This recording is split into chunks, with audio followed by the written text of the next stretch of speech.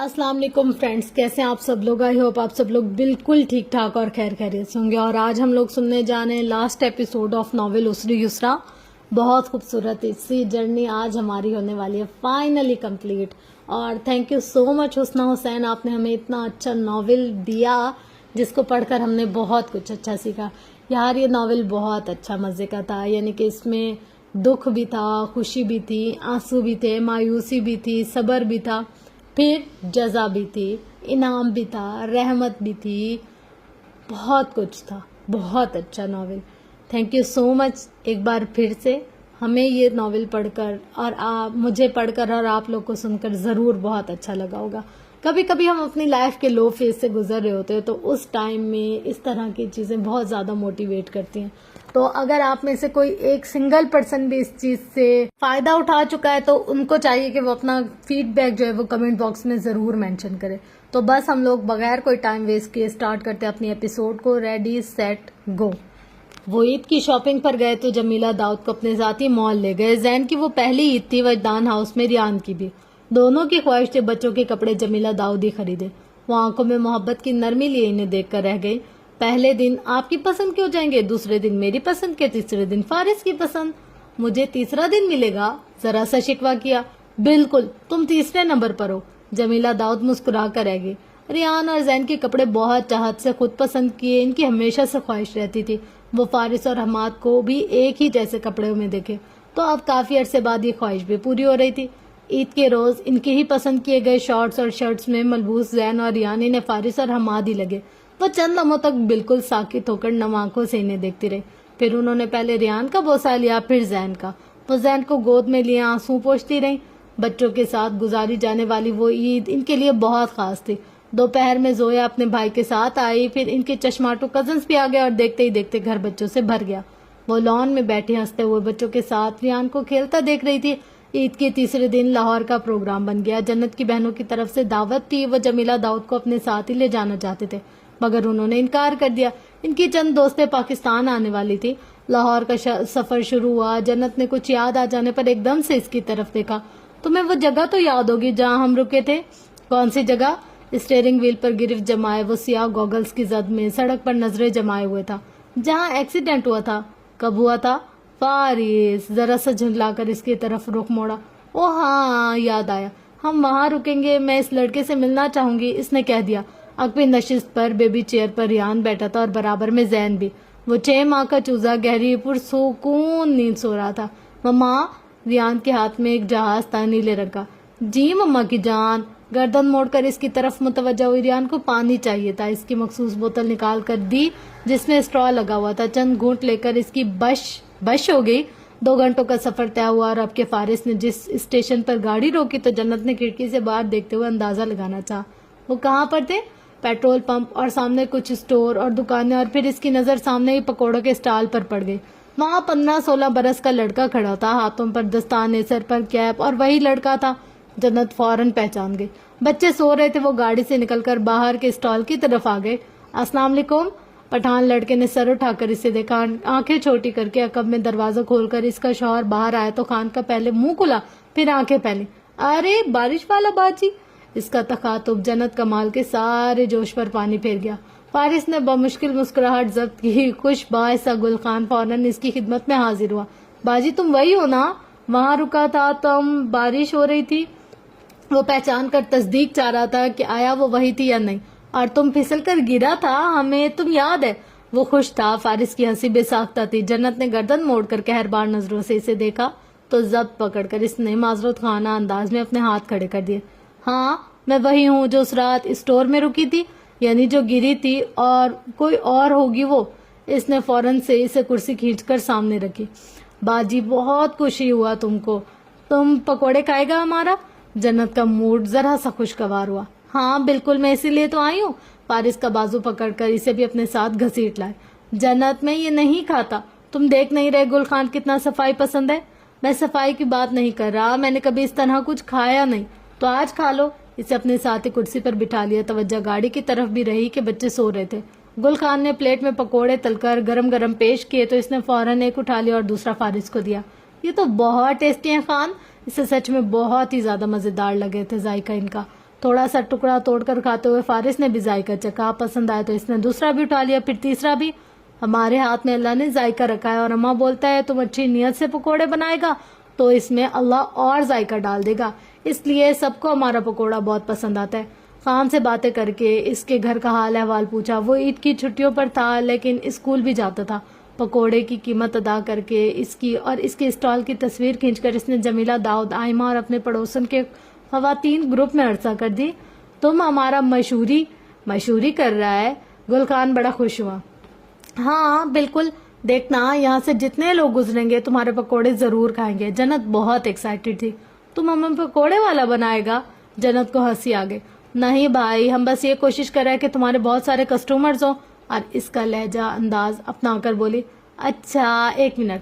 گل خان اب کے بڑی سنجیدگی سے اپنے اسٹال کے آگے حلیہ بہتر کر کے کھڑا ہو گیا، سینے پر بازو باندھے گردن اونچی کی۔ تم اب ہمارا تصویر کھینچو۔ اور جنت کمال پروفیشنل فوٹوگرافر بن گئی۔ ایک تعصب بری نگاہ اپنی بیوی پر ڈالتے ہوئے وہ گاڑی کا دروازہ کھول کر زین پر جھکا جو ابھی بھی نیند سے بیدار ہوا تھا۔ بلیٹ کھول کر اسے اٹھایا، سیدھا ہوا تو گل خان پکوڑے کی پلیٹ ہاتھ میں لیے مسکراتا دکھائی دے رہا تھا۔ باجی تم ہمارا ایک ویڈیو بناؤ، ہم اپنے بارے میں بتائے گا۔ ہاں ٹھیک ہے، آئمہ کو سینڈ کر دوں گی، وہ اپنے کسی دوست کے ذریعے کسی چینل پر چلوا دے گی۔ اب ویڈیو شوٹنگ شروع ہو گئی تھی۔ السلام علیکم، ہمارا نام گل خان ہے اور ہم پکوڑے بناتا ہے، ہم بہت محنت کرتا ہے، ہمارا پکوڑا جو کھاتا ہے بولتا ہے بہت ذائقہ ہے، تم ہمارا پکوڑا کھانے یہاں ضرور آؤ۔ ساتھ ہی جگہ کا پتہ، پیٹرول اسٹیشن کا نام اور جس جگہ کا رہائش تھا اس علاقے کی بھی تفصیل بتا دی۔ اپنی مما کو دیکھ رہے؟ زین کے بالوں میں ہاتھ پھیرتے اس نے اپنے بیٹے کو مخاطب کیا۔ وہ دھوپ میں مندی مندی آنکھوں سے یہاں وہاں دیکھنے کی کوشش کر رہا تھا۔ پھر اسے چھینک آ گئی۔ جنت بس فارس ابھی آئی۔ پھر جب زین رونے لگا تو گل خان کو بہت سی شاباشی اور محنت کی تلقین کر کے وہ واپس آئی۔ زین فارس کی گرفت سے نکلنے کی کوشش کرتے ہوئے اس کی طرف ہمکنے لگا۔ باقی سب کا بھی انٹرویو کر لو، فارس نے طنز کیا۔ وہ بعد میں پھر کبھی کر لوں گی۔ موڈ اچھا تھا سو مائنڈ نہ کیا، ہنستے ہوئے بڑے پیار سے زین کو لے لیا۔ اس تاریخی جگہ کی بھی تصویر لینی تھی جہاں تمہاری ہنگامی لینڈنگ ہوئی تھی۔ زین کو فیڈر دیتے ہوئے لب بھینچ کر اس نے فارس کو دیکھا۔ بات تو ایسے کر رہے ہو جیسے تم خود کبھی پھسل کر گرے ہی نہیں۔ اتنی بری طرح سے کبھی نہیں گرا۔ بالکل، اس کا پرسکون لہجہ جنت کمال کو تپا گیا۔ وہ سب تمہاری وجہ سے ہوا تھا، تم نے مجھے نظر لگائی تھی۔ فارس کا صدمے سے منہ کھلا۔ ڈرائیونگ کرتے ہوئے اسے دیکھا۔ میری نظر لگ گئی تھی تمہیں؟ اتنے آرام سے اور اطمینان سے چل رہی تھی میں، اور تم سے برداشت نہیں ہوا، اور تم نے ماشاءاللہ نہیں کہا۔ کس بات پر ماشاءاللہ کہنا چاہیے تھا مجھے؟ کہ تیز بارش میں چھتری پکڑ کر ڈولتی جا رہی ہو اور بغیر کسی وارننگ کے اس کے بازو پر گھوسا پڑا۔ مجھے پتا تھا تم میرا موڈ ضرور خراب کرو گے، تم ہو ہی ایسے، تم مجھے کبھی خوش دیکھ کر خوش ہو ہی نہیں سکتے۔ اس کا چہرہ غصے سے لال ہو رہا تھا۔ لبوں پر مسکراہٹ لیے اس نے بیک ویو میرر کی پوزیشن درست کی۔ اچھا ہے، گھنٹہ آدھا گھنٹہ اس طرح لڑتے ہوئے اچھا گزر جائے گا۔ وہ محظوظ ہوا۔ مجھے تمہارے ساتھ لاہور آنا ہی نہیں چاہیے تھا، میں ہی بے وقوف تھی جو ہر بار یہ سوچ لیتی ہوں کہ غصہ نہیں، یہ میرا تمہارے ساتھ بہت اچھا وقت گزرے گا۔ مجھے تم خوشی دو گے لیکن تم نے مجھے صرف غصہ دلانا ہوتا ہے، یہ نہیں کہ بیوی کی تھوڑی سی تعریف کر دوں۔ یہ گرنے والی بات میں تعریف کہاں سے آ گئی؟ متحیر ہو کر پوچھا۔ میں تو تمہاری فوراً تعریف کرتی ہوں، میں تو کہہ دیتی ہوں اب تم اچھے لگ رہے ہو، لیکن تم کیا کہتے ہو؟ کپڑے اچھے لگ رہے ہیں، بال اچھے لگ رہے ہیں۔ تو یہ کپڑے اور بال کس کے ہیں؟ اب وہ جھنجھلا اٹھا۔ تو تمہیں کہنا چاہیے نا کہ تم پر یہ کپڑے اچھے لگ رہے ہیں، تمہارے بال پیارے لگ رہے ہیں۔ دونوں میں فرق کیا ہے؟ زمین و آسمان کا فرق ہے۔ لا حول ولا قوت الا باللہ۔ اور تمہیں کیا لگتا ہے؟ اوکے فائن، ٹھیک ہے، سوری، معاف کر دو، غلطی ہو گئی مجھ سے، آئندہ تم بارش میں چھتری لے کر نکلو گی تو ماشاءاللہ ضرور بولوں گا۔ اور وہ زین کو سینے سے لگائے بگڑے تیوروں کے ساتھ کھڑکی کی طرف رخ موڑ گئی۔ بات یہاں تک رہتی تو ٹھیک تھا، لیکن لاہور پہنچ کر نفیسہ کے گھر میں اپنے بھانجے بھانجیوں کے ساتھ بارش انجوائے کرتے ہوئے وہ فارس کے عین سامنے پھسل کر گری تو دن میں تارے نظر آ گئے۔ اوپر سے فارس کی ہنسی نے خفت بڑھا دی۔ اس نے دونوں ہاتھ چہرے پر رکھ لیے۔ خالہ گر گئیں؟ خالہ آپ کو چوٹ لگ گئی؟ خالہ آپ رو رہی ہیں؟ وہ شیڈ تلے کھڑا تھا، کافی کا مگ رکھ کر اس کے پاس آ گیا۔ کیا تم ٹھیک ہو؟ پنجوں کے بل جھکتے ہوئے مسکراہٹ ضبط کر کے پوچھا۔ بات مت کرو مجھ سے۔ ہاتھ ہٹا کر غصے سے چیخ پڑی، آنکھیں نم اور لال ہو رہی تھی۔ اسے ہنستے ہوئے جو دیکھ لیا تھا، یقین کرو میں نے نظر نہیں لگائی، لیکن جنت نے سر نہیں اٹھایا، چہرے سے ہاتھ نہیں ہٹائے۔ اب خود اٹھ جاؤ گی یا اٹھاؤں؟ جھک کر سرگوشی کی۔ اس کے عزائم سے باخبر ہوتے ہی جھٹکے سے سر اٹھایا، گھبرا کر وہاں دیکھا، پھر اس کا ہاتھ پکڑ کر فوراً سے اٹھ کھڑی ہوئی۔ برآمدے کی کھڑکی سے باہر کا منظر دیکھتے ہوئے حفصہ کے لبوں پر مسکراہٹ آ گئی۔ ان کی نرم نگاہیں فارس وجدان پر جمی رہ گئیں۔ وہ اسے واپس شیڈ کے نیچے لے گیا۔ وہ اس کی پیشانی پر چپکے ہوئے بالوں کو دائیں ہاتھ سے ہٹا رہا تھا۔ وہ کچھ غصے اور خفگی سے گردن موڑے ہوئے تھی اور پھر کسی بات پر نہ چاہتے ہوئے بھی مسکرانے لگی۔ ہانیہ زین کو اٹھائے بیٹھی تھی، ریان ان کے پیچھے ساتھ ہی کھیل رہا تھا۔ وہ مگ ہاتھ میں لیے اس کے پاس آئی، جھک کر زین کو دیکھا۔ ماشاء اللہ، کتنا پیارا ہی ہے۔ ہانیہ نے زین کے کئی بار چومے جانے والے گالوں کو ایک بار پھر چوما۔ کیا آپ دونوں میں سے کوئی باہر نہیں آنا چاہے گا؟ کھڑکی میں ہی جنت کا چہرہ نمودار ہوا اور وہ مسکرائی۔ ان کے بچے جنت کے ہاتھ کھینچ رہے تھے۔ بس کر دو، آپ بیمار ہو جاؤ گی۔ ان کے لہجے میں شفقت بھری تھی۔ بس ابھی آئی آپ ہی، وہ فارس کا موبائل دے دیں، وہ باہر جا رہے ہیں۔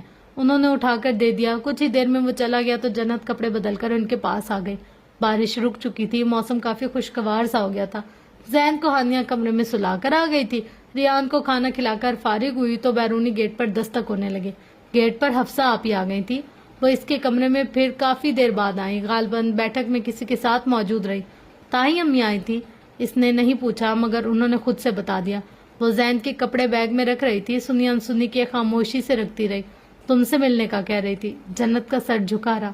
حفصہ نے جنت کی طرف دیکھا۔ وہ خاندان کے کسی فرد کے بارے میں سوال کرتی تھی، نہ کسی سے ملنا چاہتی تھی۔ دروازہ اس نے صرف اپنی بہنوں کے لیے کھولا تھا، معافی بھی صرف انہیں ہی دی تھی۔ آپ ہی، میں یہاں صرف آپ کے کہنے پر صرف آپ سے ملنے آئی ہوں، سر اٹھا کر بولی تو لہجے میں ایک غم پوشیدہ تھا۔ جانتی ہوں، اس لیے منع کر دیا۔ مما، ریان دروازہ دھکیل کر اندر آیا۔ حفصہ آپی کے چھوٹے بیٹے سے اس کی کافی دوستی ہو چکی تھی۔ وہ اس کے ساتھ کھیلتا رہتا تھا۔ اب بھوک لگی تھی، نیند بھی آ رہی تھی۔ جنت نے بے اختیاری سے اٹھا لیا۔ انہوں نے محبت پاش نظروں سے اس بچے کو دیکھا، پھر جنت کو۔ فارس کو سچ میں کوئی فرق نہیں پڑتا؟ اس کے لیے سیریلیک بنا کر آئی تو حفصہ نے پوچھا، کس بات سے؟ ریان اس کی پہلی بیوی کا بیٹا ہے۔ جنت نے بے اختیار سر اٹھایا، مسکرائے، پھر نفی میں سر ہلا دیا۔ نہیں، ہم دونوں اس طرح اسے نہیں دیکھتے۔ جنت کی آنکھوں میں نرمی تھی۔ وہ ریان کو بہت پیار سے کھلا رہی تھی۔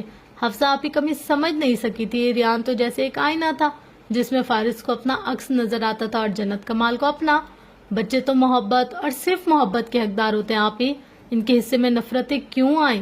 حفصہ کمال نے تائید میں سر ہلاتے نرمی سے ریان کے سر پر ہاتھ پھیرا۔ اس یتیم بچے کی مسکراہٹ بہت پیاری تھی۔ وہ ٹوٹے پھوٹے لفظوں میں جنت سے باتیں کیے جا رہی تھی۔ وہ بار بار اپنے بابا کا پوچھ رہا تھا۔ جنت اسے سلانے لگی تو وہ اٹھ کر باہر آ گئی۔ سکون بھری سانس لیتے انہوں نے نفیسہ کے روشنیوں میں نہائے ہوئے اس گھر کو دیکھا جس میں ہر طرف زندگی کے آثار نظر آ رہے تھے۔ ہانیہ کچن میں کھانے کا انتظام دیکھ رہی تھی۔ سہیل بچوں کے ساتھ لاؤنج میں بیٹھے تھے۔ ایمان ابھی پہنچی تھی، اس کے شوہر نے 10 بجے تک آ جانا تھا۔ وہ دوپٹہ ٹھیک کرتی عشاء کی نماز پڑھنے چلی گئی۔ جنت نے گہری سانس لے کر کھڑکیوں کی طرف دیکھا۔ رات کی تاریکی میں رمجم بارش برس رہی تھی۔ اس کا بزنس ٹرپ لندن جانے کا ارادہ تھا تو اپنے ساتھ جنت اور بچوں کو بھی لے کر گیا۔ پروگرام اچانک بنا تو وہ چاہتا تھا کہ جمیلہ داؤد بھی ساتھ ہی چلے مگر انہوں نے منع کر دیا۔ 2 ماہ بعد ویسے بھی انہیں اپنے علاج کے لیے امریکہ جانا تھا، سو طے پائے کہ وہ بچوں کے ساتھ گھوم پھر آئے۔ فون پر حیدر کو احکامات جاری کرتے فارس نے بیگونیا ہاؤس کی صفائی، اس کے انتظامات، دیکھ بھال کا حکم جاری کیا۔ وہ اس گھر کو بیچنے کا مصمم ارادہ کر کے ابھی تک بیچ نہیں سکا تھا۔ لندن پہنچے تو برف باری نے استقبال کیا۔ کچھ یاد کر کے وہ مسکرا دی۔ گاڑی تیار کھڑی تھی۔ آدھے گھنٹے کی ڈرائیو کے بعد ایک رہائشی کالونی میں روک دی گئی۔ یہ گھر تو بہت خوبصورت ہے، بیگونیا ہاؤس کو باہر سے دیکھتے ہی جنت کے منہ سے بے اختیار نکلا۔ ہاں خوبصورت تو ہے۔ فارس نے ریان کو اٹھا رکھا تھا، زین جنت کی باہوں میں تھا۔ تو اتنا پیارا گھر اسے بیچ کیوں رہے ہو؟ پورے گھر کا جائزہ لینے کے بعد اس نے فارس سے پوچھا تھا۔ وہ کھڑکیوں کے پاس کھڑا برابر والے گھر کو دیکھ رہا تھا۔ تمہیں پسند آیا؟ بہت۔ بازو کے گھیرے میں لیے اسے قریب کر لیا۔ سامنے والے گھر کی اس طرف کھڑکیاں روشن تھی۔ یہ مسز گرانٹ کا گھر ہے جن کے پاس فلورا نام کی طوطی ہے۔ بالکل وہی، ان کی نواسی کو دیکھ کر تمہیں میں یاد آیا کرتی تھی۔ ہاں، جنت مسکرائی۔ اگلے دن وہ ریان اور زین کے ساتھ ہی برابر والے گھر میں فارس کے ہمراہ مسز گرانٹ سے ملنے گئی۔ گو کہ وہ کافی بیمار تھی اور ان کی یادداشت بھی ٹھیک سے کام نہیں کرتی تھی، مگر فارس کو دیکھتے ہی وہ اسے پہچان گئے۔ انہوں نے زین اور ریان کو بہت پیار کیا، بہت خوش ہوئی۔ بات کرتے کرتے ان کا ذہن بھٹک جاتا تھا، وہ باتیں بھول جاتی تھی۔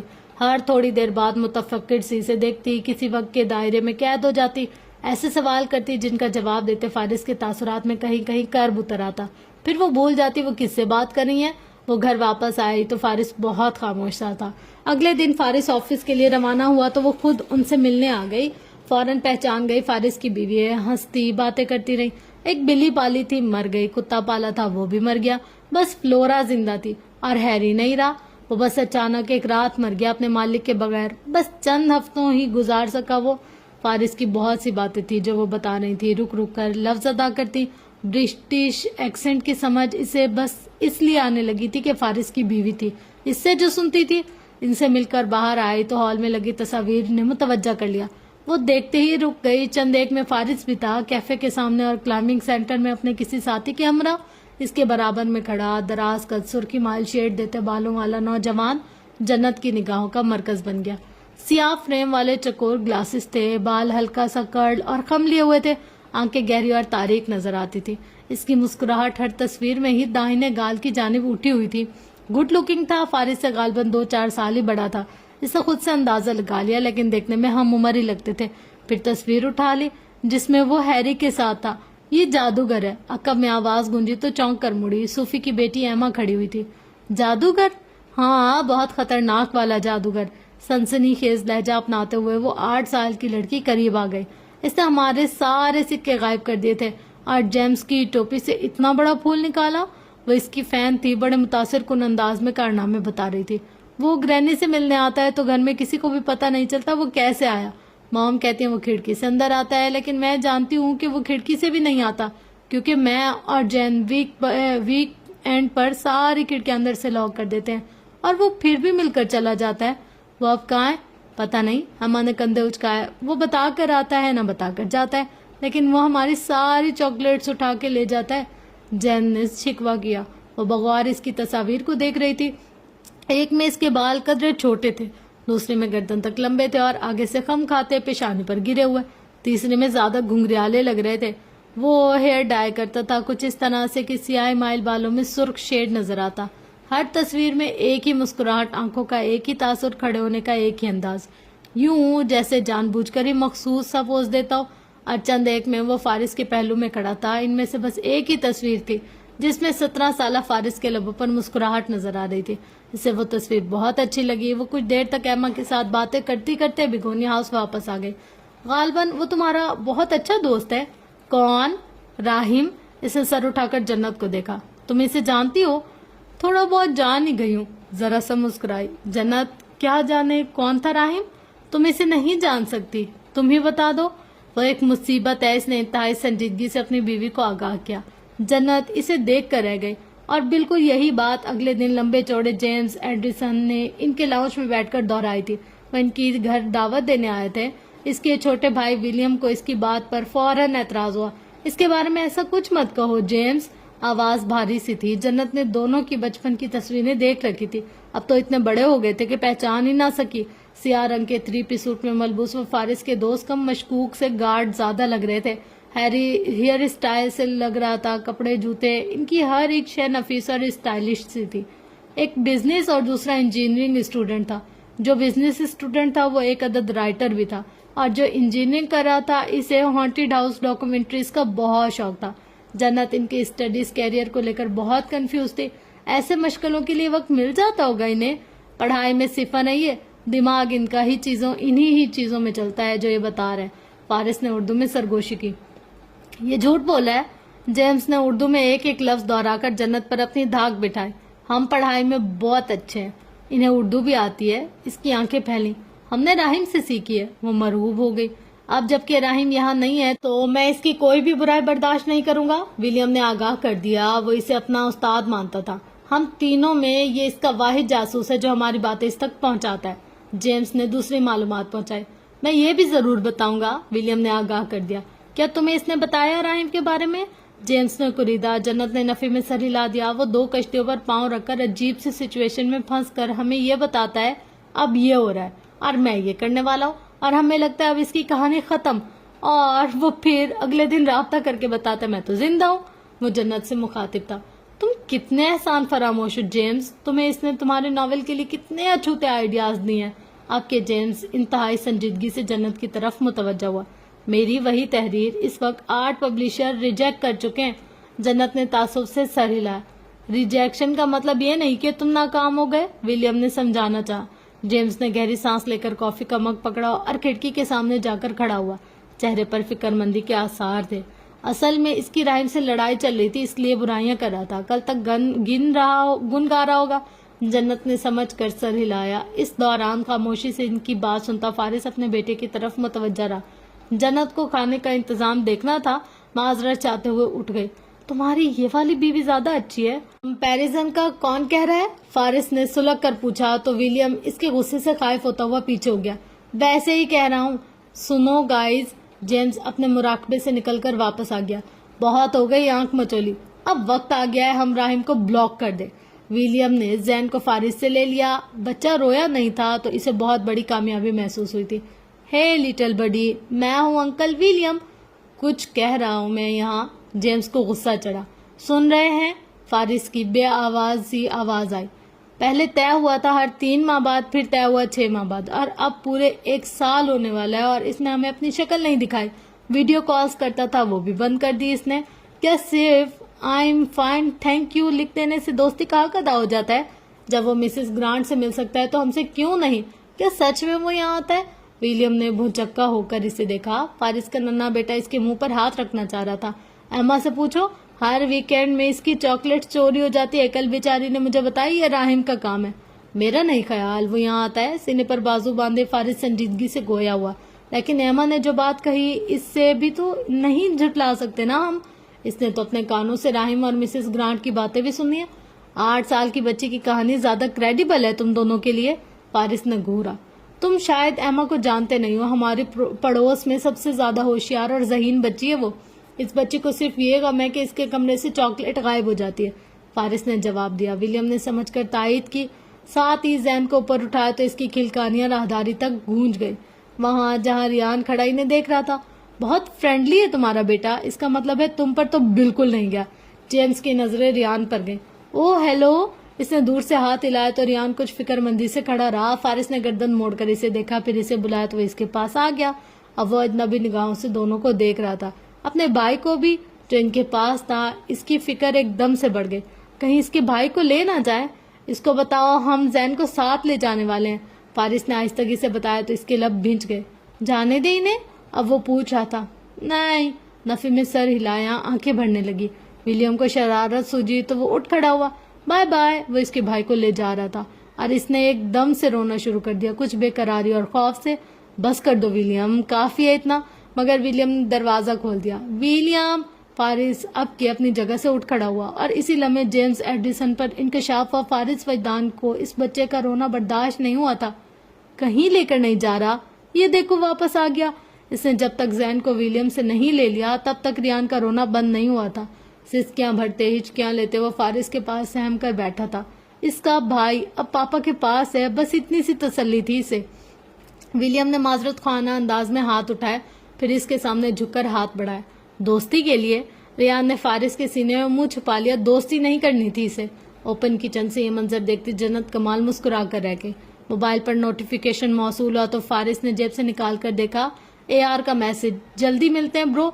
इसने पढ़कर मोबाइल जेब में डाल दिया। वह विलियम की तरफ मुतवज्जा था जो अपनी यूनिवर्सिटी का कोई किस्सा सुना रहा था। शानदार स्टूडियो में कामयाब और पुरसुकून जिंदगी के मुतालिक इंटरव्यू देती, पुरएतमाद आरजू जहांगीर मुस्कुराकर हाथ हिलाती, ऑडियंस के साथ तस्वीरें खिंचवाती, साइन करती, अपनी सेक्रेटरी और मैनेजर के हमरा कदम उठाती जा रही थी। सुनहरी रंग की मैक्सी नुमा लिबास में इसका मुतनासिब सरापा नुमाया हो रहा था। लंबी पेंसिल हील्स जैसे शान ही बढ़ा रही हो। इसके ब्राउन बाल हल्का सा कर्ल लिए हुए थे और इसके दाहिने कंधे गिरे हुए। घनेरी पल के ऊपर को उठी हुई खूबसूरत कटाव लिए लबों पर दिल फरेब सी मुस्कुराहट ठहरी हुई थी। इसकी एक एक चीज नफीस, कीमती और महंगी थी। हाथ हिलाकर मध्यम सा मुस्कुराते वो कई धड़कनों को थमा रही थी। वो एक कामयाब औरत थी, कामयाब मॉडल, जिसकी चाल में खास वकार सा झलकता नजर आ रहा था। वो कैमरा फ्लैशेस की जद में हाथ हिलाती अपनी सियाह आलीशान गाड़ी में सवार हो चुकी थी और कुछ ही देर में मेन हट एक तवील इमारत में अपने एक लग्जरी फ्लैट में दाखिल हो रही थी और तन्हा दाखिल हो रही थी। इसकी चाल का वो वकार गाड़ी से लिफ्ट और लिफ्ट से राहदारी तक था। इसकी सीधी कमर ऊपर को उठी हुई थी और गर्दन अब झुक रही थी। इसने अपना कीमती महंगा बैग छोड़ दिया, इसके ब्रांडेड नफीस जूते जिसकी पूरी दुनिया में बस 3 ही जोड़े थे, इन्हें खींचकर उतारते कुछ बेदर्दी से फेंका, जैसे वो इसके तलवों को जलाते रहे हों। अब वो क्रीम टाइल्स पर कदम उठाती अपने आलीशान बेडरूम का दरवाजा खोल रही थी। वो कमरा ऐसा था जैसे किसी मलका का हुजरा। वार्डरोब ने पूरी दीवार को घेर रखा था। इसके महंगे तरीन कपड़ों का, जूतों का, बैग्स का कलेक्शन नजर आ रहा था। इसके जीते गए अवार्ड शीशे के इस पार सजे हुए दिखाई दे रहे थे। वो अपने जहाजी साइज बेड पर ढह सी गई। इतनी रोशनियां थी इसके अपार्टमेंट में और ऐसी सहूलियात और आसाइश, तंगी का तो गुमान भी नहीं हो सकता था। मगर इसे हो रहा था। वो कामयाब औरत, वो आरजू जहांगीर, वो लेडी स्पॉन्सर्स, एकदम इसका दम घुटने लगा। वो एक कामयाब औरत जो कामयाबी, खुशी और सुकून का हर गुट जानती थी, जिसे देखकर लोग रश करते थे, जिसे खुशकिस्मत और खुश नसीब गर्दानते थे। वो औरत अब साइड टेबल की दराज खींच रही थी। अनगिनत अद्वियात का ढेर था जो रखा हुआ था। वो हर एक पैक से अपनी गोलियां निकालती जा रही थी। इसकी हेजल आंखों में सुर्खी तैर रही थी। पानी के साथ इसने कई गोलियां एक साथ निगल ली। अब वो कीमती नरम रेशों वाले सफेद कालीन पर बैठी थी। इसने हाल में जो इंस्टाग्राम पर पोस्ट डाली थी वो लाइक्स का पिछला रिकॉर्ड भी तोड़ रही थी। मोहब्बत भरे कमेंट और मैसेजेस से डीएम भर चुका था। इसके फैन इसे कितना चाहते थे, इसकी मोहब्बत में वो कितने पागल थे नजर आ रहा था। इनकी तादाद करोड़ों में थी। वो इसे आइडियलाइज करते थे, इसकी मिसालें देते थे। मगर इसके लाखों मद्दाह पर अब एक इंसान की नफरत भारी थी। वो एक इंसान इसकी दौलत, कामयाबी और शोहरत की हर एक चमक को मान कर रहा था। इसने जिस चीज की भी ख्वाहिश की हमेशा इसे हासिल करके ही रही। अब जो ख्वाहिश थी वो ला हासिल हो रही थी, जो ना दौलत से पूरी हो रही थी ना पैसों से खरीदी जा सकती थी। दुनिया की महंगे तरीन ब्रांड्स के ओनर, जिसका शुमार अब दुनिया की कामयाब तरीन लोगों में होने लगा था। वो औरत अपने बालों में उंगलियां फंसाए मुतवहिश हो रही थी। इसके बेडरूम का मंजर एक बार फिर बदल रहा था। वो मेरा बेटा है, इसकी माँ सिर्फ मैं हूँ, इसे मैंने जन्म दिया, 9 महीने मैंने अपने पेट में रखा है। वो इस तरह मुझे कैसे फरामोश कर सकता है, वो चीखते हुए कह रही थी। 4 साल पहले वो फारिस वजदान से मिलने शिराजी हाउस गई थी और इसने मिलने से इनकार कर दिया था। मुलाकात जमीला दाऊद से हुई तो इसने अपना सारा गुस्सा इन पर निकाल दिया। तुमने इसे भड़काया, तुमने फारिस को मेरे खिलाफ किया है। भला कोई ऐसे भी करता है अपनी माँ के साथ? मेरी मजबूरी वो किसी तौर समझ नहीं पा रहा। इसके बाप ने मुझसे इसे छीन लिया था। वो शदीद गुस्से और इस्तराब की कैफियत में जमीला दाऊद के सामने खड़ी जहर उगल रही थी। वो अपनी बातों से, अंदाज, रवैया और लहजे से किसी तौर नॉर्मल नहीं लग रही थी। जो बात इसने इस वक्त कही थी वही बात वो इस लम्हे फिर दोहरा रही थी। मैं तुमसे मिलने आई थी।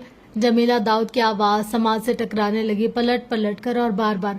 मैंने तुमसे कहा था अपने बेटे को साथ ले जाओ। बेतहाशा सुर्ख आंखों में नमी लिए वो अपनी जगह थम गई। तुमने कुछ कहा था मुझसे, भूल गई हो तो याद दिला देती हूँ। वो अब कमरे के बस में खड़ी थी, यूं जैसे फिजा में मौलिक हो। तो यूं कहो ना कि तुमने मेरे बेटे को मेरे खिलाफ किया है, तुमने इसके दिल में मेरे लिए नफरत भरी है, तुमने इसे वरगलाया है। वो चीख पड़ी। आरजू जहांगीर, जमीला दाऊद ने इसे टोक दिया। सिर्फ बच्चा पैदा कर देने से कोई माँ नहीं हो जाती। इसके आसपास अजीब सा शोर था, आवाजें उभरने लगी। कैमरे के फ्लैश, माइक, सवालात की बौछार, तालियों की गूंज, रैंप पर इसके जलवे, मैगजीन कवर पर इसकी तस्वीर, इसकी ब्रांड्स की प्रमोशन, किसी शाही खानदान से मुलाकात। दुनिया की कामयाब तरीन कारोबारी शख्सियत की लिस्ट में शामिल होता है इसका नाम। 22 साल बाद तुम्हें याद आया कि एक बेटा भी है। जमीला दाऊद इसे देख रही थी। जिस इस्तेहकाक से वो इस औरत के बेटे की बात कर रही थी, इसका पूरा वजूद आग होने लगा। वो मेरा बेटा है, मेरा, मैं इसे हासिल करके रहूंगी। जमीला दाऊद से मुलाकात के बाद इसे एक जिद से हो गई थी कि अब इसे अपना बेटा चाहिए, इसकी जिंदगी में अपना वजूद चाहिए, इसकी मोहब्बत में अपना हिस्सा चाहिए।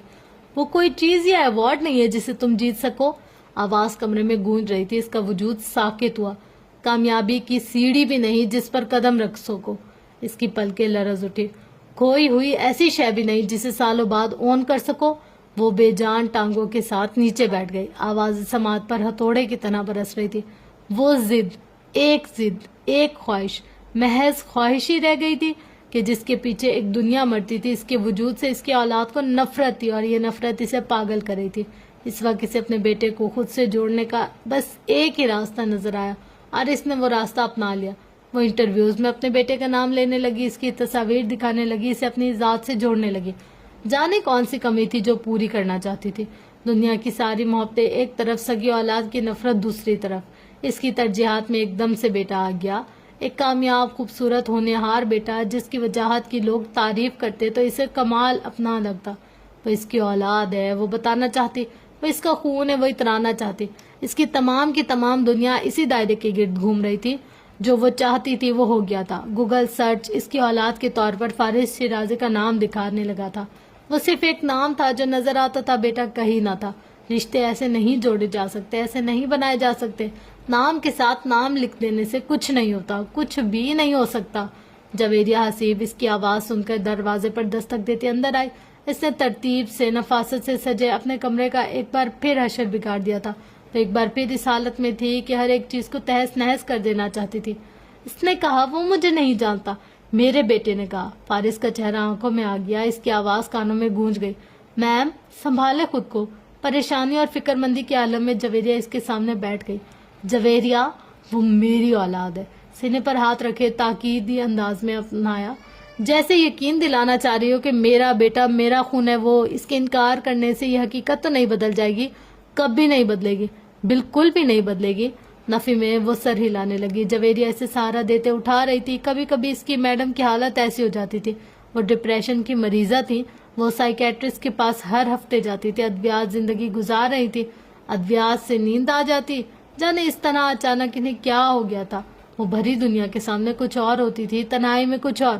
جویریہ تعصب سے اسے دیکھ کر ہی رہ گئی۔ وہ آپ سے نہیں ملنا چاہتا، آپ اس کو چھوڑ کیوں نہیں دیتی؟ مجھے تنہائی کا احساس ہوتا ہے، میرے خیال سے مجھے حسیب سے بات کرنی چاہیے، مجھے عیسیٰ کو اپنے پاس بلا لینا چاہیے۔ میں بلاتی ہوں عیسیٰ کو۔ ہاں، یہ ٹھیک رہے گا۔ فارس نہیں، عیسیٰ تو ہے۔ اٹھ کر عجلت میں اپنا موبائل اٹھایا۔ میم، جویریہ کے لب ہلے۔ منصور سے کہتی ہوں، وہی سب مینج کرے گا۔ میم، عیسیٰ مر چکا ہے۔ موبائل فون کان سے لگائے، اپنے تمام تجوش کے ساتھ وہ ایک دم سے ساکت ہوئی۔ موبائل کان سے لگائے چند لمحوں تک کھڑی رہی، آنکھوں میں تفکرات کی پرچھائیاں لہرائیں، پیشانی پر رکھ کر خود سے حیران ہوئی کہ وہ کیسے بھول گئی۔ عیسیٰ کی وفات کو پورے 9 سال ہو چکے تھے۔ یہ بات اس کے ذہن سے کیسے نکل گئی؟ کیا ہوتا جا رہا تھا اسے؟ جویریہ حسیب کو اب کے بہت زیادہ تشویش ہونے لگی۔ اس مختصر عرصے میں یہ تیسری بار ہوا تھا کہ وہ عیسیٰ کو اس طرح سے یاد کر نہیں تھی۔ عیسیٰ تو مر چکا تھا۔ زیر لب دہراتی نیچے بیٹھ گئی۔ 5 سال کا فارس، 3 سال کا عیسیٰ۔ جب وہ انہیں چھوڑ کر گئی تھی، اسے پتہ نہیں کیوں خیال آیا کہ اس کے بچے ابھی بہت چھوٹے۔ پیشانی مسل کر سر اٹھا۔ کمرے کا منظر پھر سے بدل چکا تھا۔ اسے آس پاس بہت سے کھلونے بکھرے ہوئے دکھائی دیے۔ فارس کی چھوٹی سی کانیں، عیسیٰ کے جہاز اور ٹیڈی بیئرز، اس کی چھوٹی سی سائیکل، ٹی وی پر چلتے کارٹونز، شور۔ خالی صفحے پر قلم گھسیٹ کر رنگ بھرتا، اپنی پیشانی اور بکھرے بالوں کو ہٹاتا فارس۔ ماما، اس نے گردن موڑ کر پیچھے دیکھا آواز کی سمت۔ وہ سفید شارٹ پر سیاہ پینٹ پہنے ہوئے اس کی طرف بھاگا ہوا آیا تھا، پھر اس کی ٹانگوں سے لپٹ گیا۔ اسے یہ سب کیوں یاد آ رہا تھا؟ آرزو کی آنکھوں میں عجیب وحشت سی اتر آئی تھی۔ سیب عیسیٰ کو اٹھائے کھڑے تھے۔ عیسیٰ شدت سے رو رہا تھا اور وہ اپنا بیگ گھسیٹتی، گلاسز آنکھوں پر ٹھہراتی بیرونی گیٹ عبور کر رہی تھی۔ طلاق ہو گئی، رشتہ ختم، تعلق ختم، سب ختم۔ آپ کو آرام کی ضرورت ہے، آپ سو جائیں، جویریہ حسیب کہہ رہی تھی، مگر وہ اپنے بچوں کو دیکھ رہی تھی۔ عیسیٰ کاٹ میں تھا، فارس اس کی گود میں بیٹھا باتیں کر رہا تھا۔ اس کی چھوٹی چھوٹی باتیں عجیب سے سکون رگو پے میں سرایت کرتا ہوا محسوس ہو رہا تھا۔ اس نے بیبی کاٹ کی طرف ہاتھ بڑھایا تو عیسیٰ وہاں نہیں تھا۔ فارس کی آواز ایک دم سے ختم ہو گئی۔ فارس! آواز کے تعاقب میں وہ قدم اٹھاتی دوسرے کمرے تک گئی اور پتھرا کر رک گئی۔ اس نے 3 سالہ عیسیٰ کو دیکھا، اس کا پورا وجود بھیگا ہوا تھا۔ وہ نیچے بیٹھا تھا اور اپنے جھولے کو خود ہی ہلا رہا تھا، آہستہ آہستہ آہستہ۔ اس کے کپڑوں سے ابھی بھی پانی ٹپک رہا تھا۔ اس کے رگوں پے میں خوف سرایت کر گیا۔ اس نے روتے ہوئے منہ پر ہاتھ رکھ لیا۔ میم! جویریہ حسیب نے کندھے سے پکڑ کر ہلایا۔ آرزو جہانگیر کی آنکھوں سے وحشت ٹپکتی ہوئی نظر آ رہی تھی۔ مجھے یہ سب کیوں نظر آ رہا ہے؟ اس کا وجود کپکپا رہا تھا۔ جویریہ حسیب ترہم بھری نگاہوں سے اسے دیکھتی پیچھے ہٹ گئی۔ اسے گمان ہوا۔ وہ فکر مندی کے عالم میں تیزی سے باہر نکل گئی۔ ڈاکٹر کو کال کرو، وہ کسی سے کہہ رہی تھی۔ آرزو جہانگیر کارپیٹ پر لیٹ گئی۔ اپنے آپ میں سمٹ کر اس نے اپنے گرد بازو باندھ لیے۔ کمرے میں اس کی مدھم سی آواز ابھی بھی گونج رہی تھی۔ وہ لوری تھی جو وہ بچوں کو سنا رہی تھی۔ فارس، ذرا زین کو پکڑو، جلدی سے پکڑو، بیٹھے بیٹھے چیخی۔ وہ کپڑے بدل کر ڈریسنگ روم سے نکلا تھا، تعصب سے اسے دیکھ کر رہ گیا۔ باہر جا کر اپنے ولی عہد کو پکڑ کر لے آیا۔ وہ اس کے پاس قابو میں نہیں آ رہا تھا۔ جب سے اس نے چلنا شروع کیا تھا تو تب سے یہی حال تھا۔ جنت ریان کے کپڑے بدل کر مڑی تو فارس نے اس کے حوالے کر دیا۔ وہ ایک دم سے چیخنے لگا، چاہتا تھا کہ اسے فرش پر چھوڑ دیا جائے اور وہ جس طرح مرضی چاہے چیزوں کو چھیڑے، چیخے، چلائے، بھاگے۔ رات بھر سو کر صبح تک فل بیٹری چارج تھی اس کی۔ میں تو بہت ڈیسنٹ بچی تھی، بالکل شور نہیں کرتی تھی۔ فارس نے آئینے کے سامنے اپنے اور پھر ریان کے بال بناتے ہوئے اس کی نقل اتاری۔ تو یہ کیسے طے ہوا کہ تم بچپن میں ایسے نہیں تھے؟ چڑ کر کہا۔ میں قطعاً ایسا نہیں تھا، وہ ہڑبڑا کر رہ گئی۔ جلدی سے اپنی تیاری مکمل کر کے ریان کو ساتھ لیے باہر آیا تو مسز شیرازی ڈائننگ ٹیبل پر اس کا انتظار کر رہی تھی۔ Good morning mummy, Mrs Shirazi کو جا کر کہا۔ جنت زین کے کپڑے بدل کر کچھ ہی دیر میں آ گئی تھی۔ اسے کرسی پر بیلٹ میں جکڑ کر بٹھایا۔ اب وہ ہاتھ اٹھا کر پاپا پاپا کیے جا رہا تھا۔ جنت گہری سانس لے کر اسے دیکھ کر رہ گئی، مگر فارس اسے اپنی گود میں اٹھا چکا تھا۔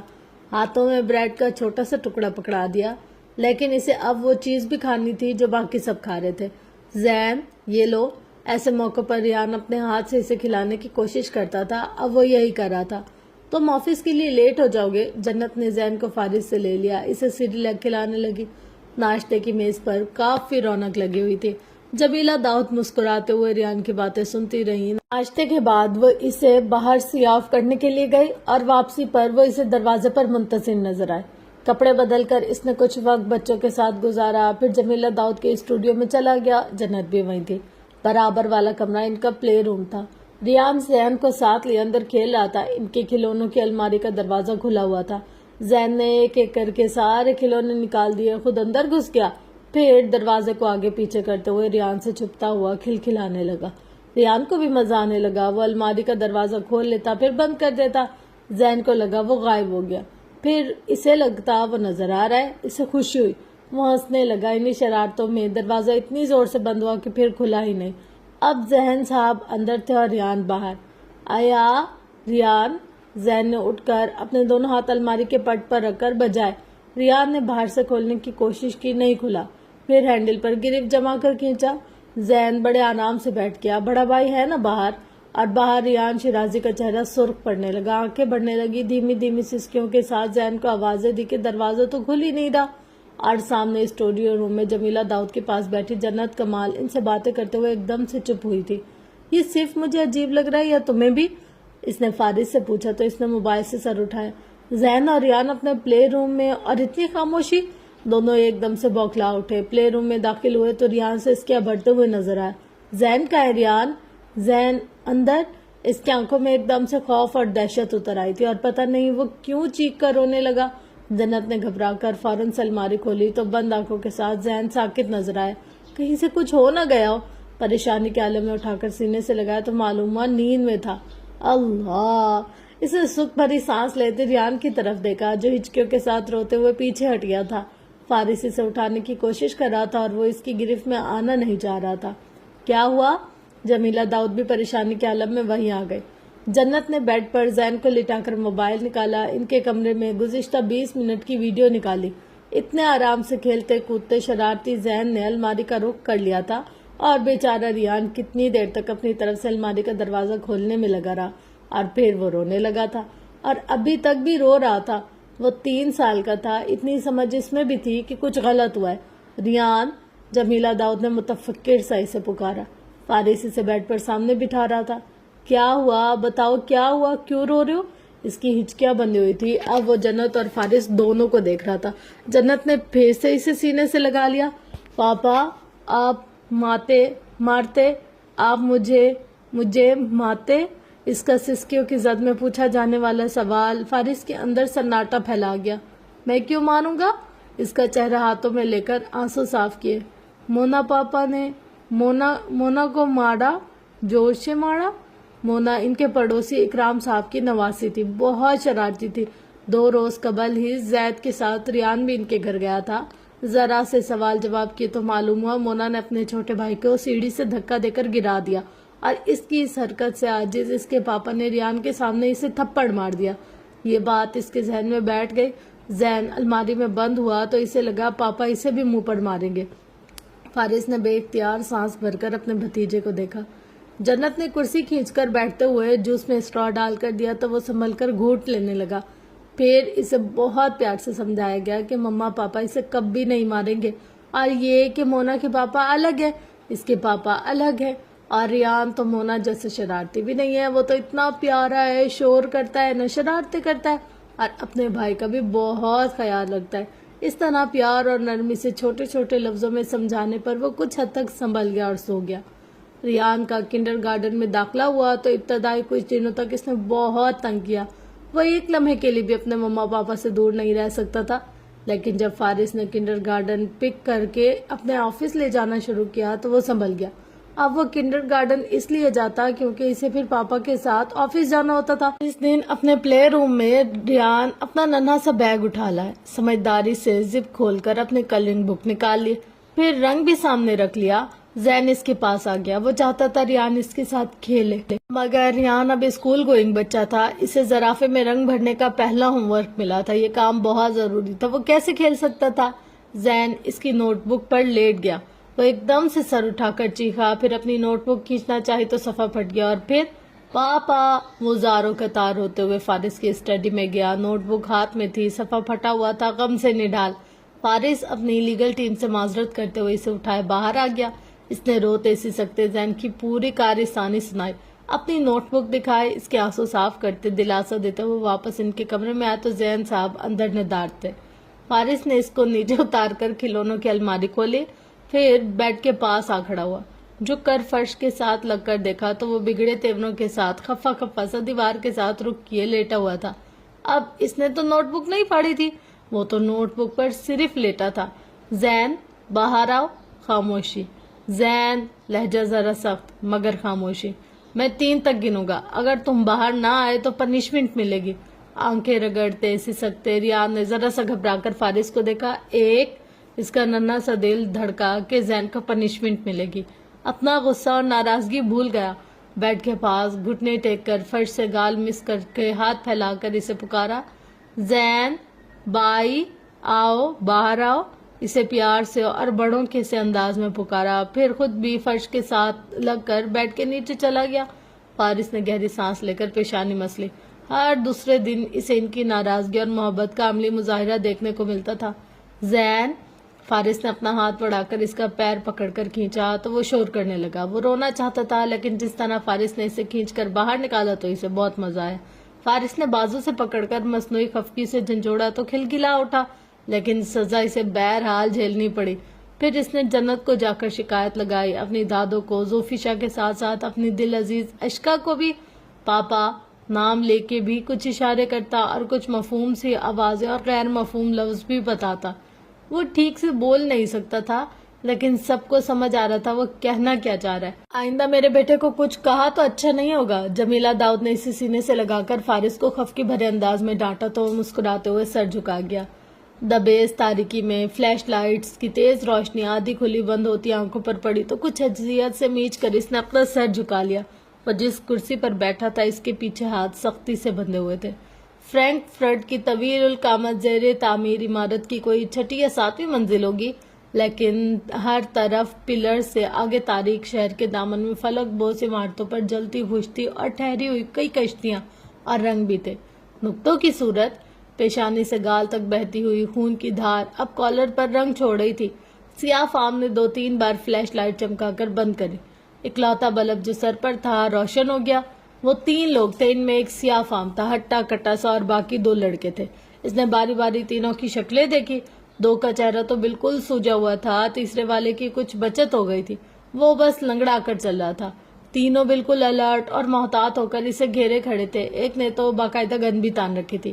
کیا ہے یار، مل کر بیٹھ کر آرام سے مسئلہ حل کر لیتے ہیں۔ لہجہ دوستانہ تھا، موجودہ صورتحال کا اثر تاثرات پر تھا نہ ہی چہرے پر۔ یکایک فون بج اٹھا، کال ریسیو کر کے کسی کو رہا مافاق کی خبر پہنچائی، دوسری طرف انہیں ایک حکم دیا گیا۔ سیاہ فام نے ایک نظر اسے دیکھا، پھر باقی 2 ساتھیوں کو۔ بات ختم کر کے اس نے اپنے 2 ساتھیوں کو سرگوشی میں کچھ کہا، ایک کو وہاں رکنا تھا اور بقیہ کو باہر پہرے کا سوچ رہے تھے۔ تو کس کے حکم پر کام کر رہے ہو تم لوگ؟ ہنری کے، فیصل کے، یا پھر سلمان نے بھیجا ہے؟ تینوں نے سوال سنا، جواب نہ دیا۔ وہ سمجھ گئے اس کے ساتھ بات چیت سے انہیں روکا گیا ہوگا اور وہ اب ان کے چہروں کے تاثرات پڑ رہا تھا۔ फैसल का काम लगता है मुझे। यकीनन इसने हायर किया होगा तुम लोग को। अपनी तरफ से अंदाजा लगाकर मुतमईन अंदाज में सर को दाएं बाएं जंबिशती। क्या फैसल ने तुम तीनों को बताया कि वो किसके लिए काम करता है, या इसने मुझे पकड़ने का क्यों कहा? अपना वो बंद रखो वरना गोली से तुम्हारा भेजा उड़ा दूंगा। करक लहजे में धमकी देकर सिया फाम ने पिलर के साथ रुककर नीचे वीरान सी सड़क पर दौड़ते किसी गाड़ी के निशान को ढूंढना चाहा। उड़ा देना, गोली भी चला लेना, लेकिन पहले अपनी फिक्र करो। यहाँ से आज तुम तीनों जिंदा बचकर निकलने वाले नहीं हो। बेपरवाही से लहजे में कहकर इसने अपना सर झुका लिया। तुम हमारी गिरफ्त से बच नहीं सकते। सिया फाम की गुर्राहट इसके करीब से गूंजी थी। किसने कहा मैं निकलना चाहता हूँ? मुझे वैसे भी परवाह नहीं तुम लोग मुझे हेनरी के हवाले करते हो या फैसल के। तीनों ने ना समझे के आलम में एक दूसरे की शक्लें देखी थी। ये तो तय है कि वो मेरी जान नहीं लेंगे, लेकिन तुम्हारे साथ जो सलूक करेंगे इसकी फिक्र हो रही है मुझे। इसकी मुस्कुराहट एकदम से गहरी हो गई। आंखों का तासुर अजीब सी पुरा इसरारियत में ढल गया। कहना क्या चाह रहे हो तुम? जिसने पिस्तौल तानी थी सवाल भी इसी ने किया। वो भूल गया था कुछ देर पहले तक फोन पर इसे राहिम आफाक से कोई भी बात ना करने का हुक्म दिया गया था। यही कि मुझे पकड़कर तुम तीनों ने अपनी जिंदगी खतरे में डाली है। बात वाज़ेह न थी, समझ से बाहर हो गई। तुम्हें हम बेवकूफ लगते हैं? इसने पूरे यकीन के साथ इस बात में सर को जंबिश थी। इससे पहले कि सिया फाम गुस्से में इसे एक और मुक्का रसीद करता, वो एकदम से चीख उठा। रुको रुको रुको रुको, एक सेकंड, बात तो सुन लो मेरी। सिया फाम ने रुककर इसे गिरबान से दबोच लिया था। इसने भी सस्पेंस की इंतहा करते हुए फरफर बोलना शुरू कर दिया। वो राहिम आफाक था, एक हैकर था। इसे फैसल के बॉस ने 6 माह पहले घरेलू सिक्योरिटी सिस्टम डिजाइन करने के लिए हायर किया था। लाइब्रेरी में एक खुफिया दरवाजा किसी किताब को हरकत देने पर खुलता था और वो किताब बॉस के बेडरूम में रखी गई थी। इसके आलीशान घर के बस में एक बाग था। इस बाग में बेरी के दरख्त के नीचे 4 लाशें दफन थी।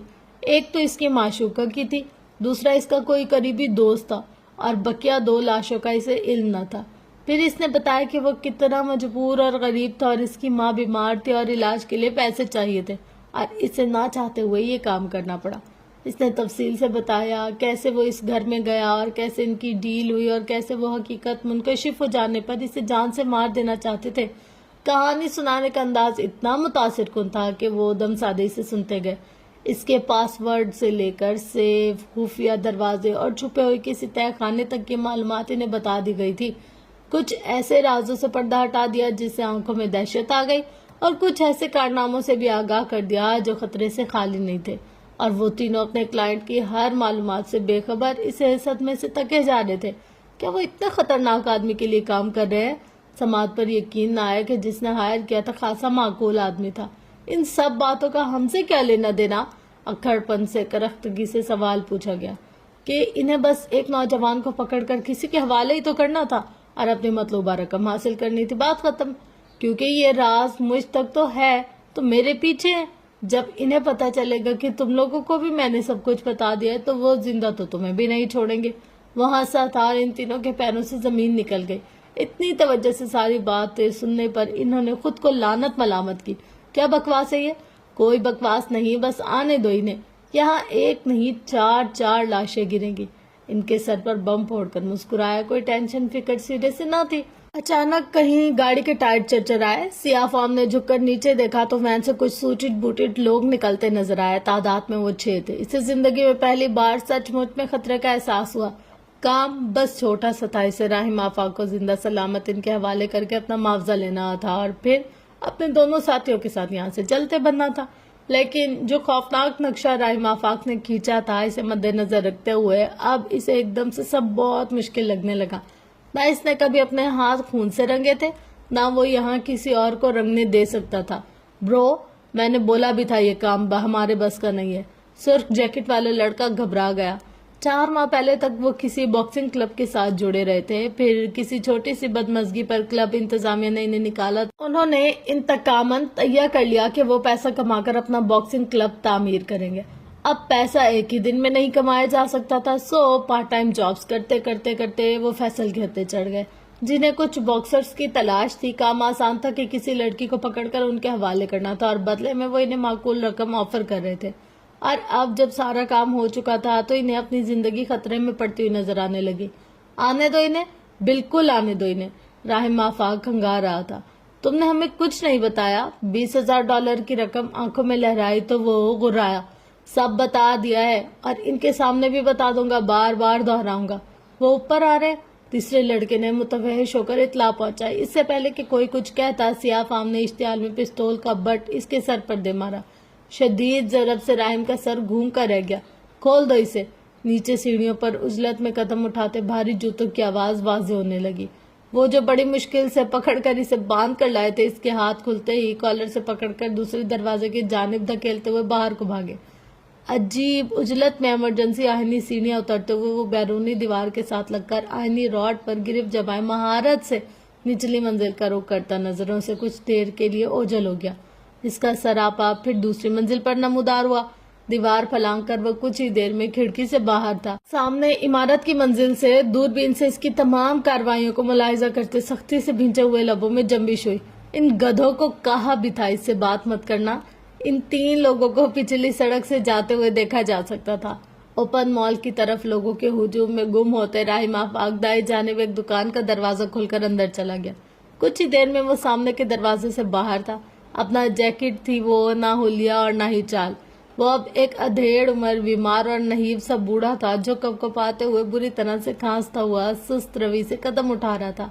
کہاں گیا؟ تم اس طرف دیکھو, میں اس طرف جاتا ہوں, اور تم وہاں سامنے. حکم ملتے ہی وہ اس کی دائیں بائیں سے لوگوں سے راستہ بناتے نکل گئے.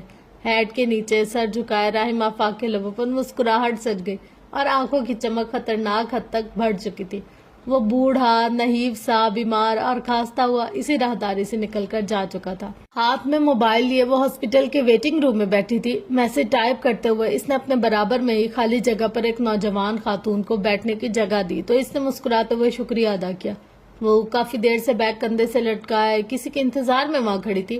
پہلا بیبی آپ کا؟ اس نے پوچھا تو جنت مسکرائی. نہیں, دوسرا.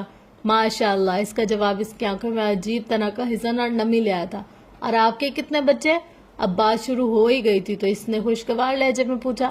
وہ لمحے بھر کے لیے کسی درد کی اذیت میں آئی. میری اولاد نہیں ہے, میں یہاں چھوٹی بہن کے ساتھ آئی ہوں.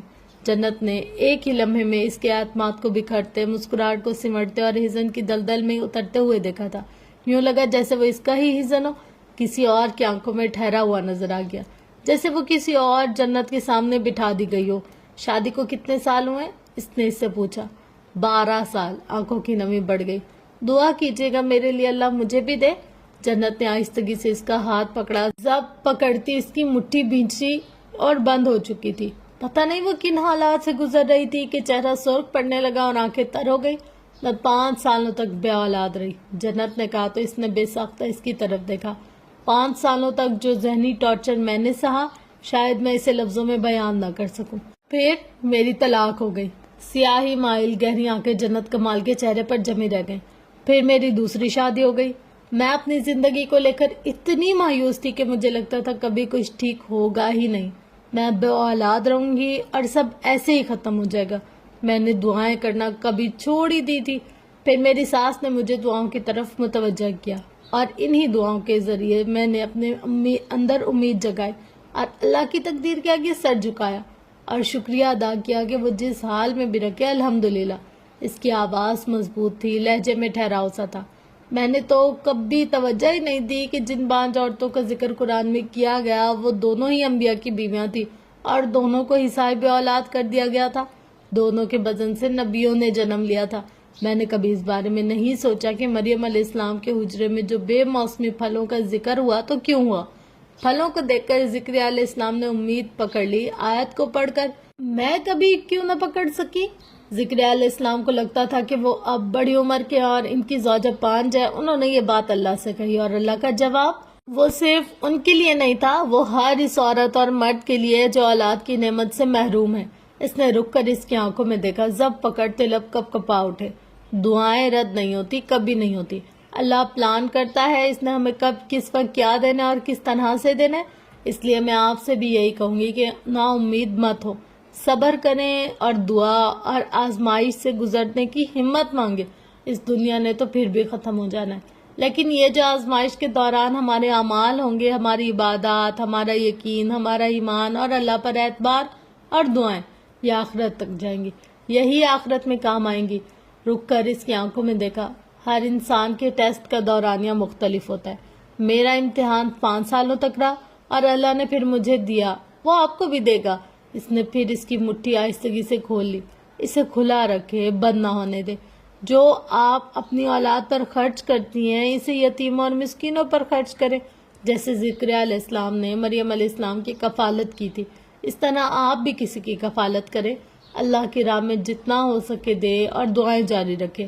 دعائیں تقدیر سے لڑتی ہیں اور صدقہ مصیبت پریشانیوں کو ٹالتا ہے. وہ سانس روک کر اسے سن رہی تھی. میری دعا ہے اللہ آپ کو بہت نیک صالح اولاد سے نوازے، آمین. گرفت بڑھا کر بولی تو اس نے تشکر بھری نگاہوں سے دیکھتے اپنے آنسو صاف کر لیے. اس کا موبائل بجنے لگا تو اٹھا کر دیکھا فارس کی کال آ رہی تھی. میں چلتی ہوں کہہ کر مسکراتے ہوئے اٹھنے لگی تو اس نے ہاتھ پکڑ کر روک لیا. تمہارا نام کیا ہے؟ جنت کمال. جواب دے کر وہ مسکراتے ہوئے جانے کے لیے مڑ گئی. ویٹنگ روم میں بیٹھی خاتون نے آنکھوں پہ نمی لیے اسے دور تک جاتے ہوئے دیکھا. وہ بزنس ٹرپ سے واپس لوٹا تو احساسات سے بے حد مختلف. گزشتہ رات فون پر ملنے والی خبر نے اسے مزید وہاں ٹھہرنے نہیں دیا. وہ جلدی واپس آ گیا. گھر میں داخل ہوا تو خاموشی کا راج تھا. کسی کو اس قیامت کی خبر نہیں تھی. سیڑھیاں چڑھ کر اپنے بیڈ روم کا رخ کیا. دروازہ آہستگی سے کھول دیا. نیم تاریکی میں جنت اسے بیڈ پر دراز دکھائی دی. بے آواز قدموں کے ساتھ اس نے بیبی کاٹ کا رخ کیا. گلابی مخمل میں لپٹا ہوا ننھا سا وجود گہری نیند میں تھا. وہ اپنی جگہ منجمد سا کھڑا رہ گیا. اس نے ایک بار پھر محسوس کیا جیسے اس کا وجود ٹکڑوں میں بٹ گیا. آواز دھڑکنوں کی تھی جو سماعت میں ٹھہر گئی. احساسات عجیب ہونے لگے. اس نے ہمت پکڑتے ہوئے جھک کر بے حد احتیاط سے اسے اٹھا لیا. نگاہیں اس کے پیارے سے چہرے پر جمی رہ گئیں. اسے یوں لگا جیسے وہ وہیں ہو اور وہ اسے عطا کر دی گئی ہو. آہٹ پر جنت کی آنکھ کھل گئی. کوہنی کے بل اوپر ہوئی اور فارس پر نظر پڑتے ہی ٹھہر گئی.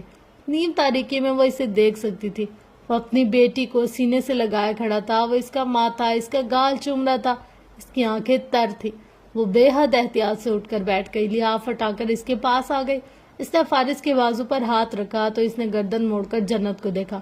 وہ موت سے لڑ کر آئی تھی اور موت کی سرحدوں کو چھو کر پلٹ چکی تھی. اس کی رنگت زرد اور آنکھوں کے ہلکے گہرے لگ رہے تھے لیکن مومی چہرے پر الواحی سی چمک نظر آ رہی تھی.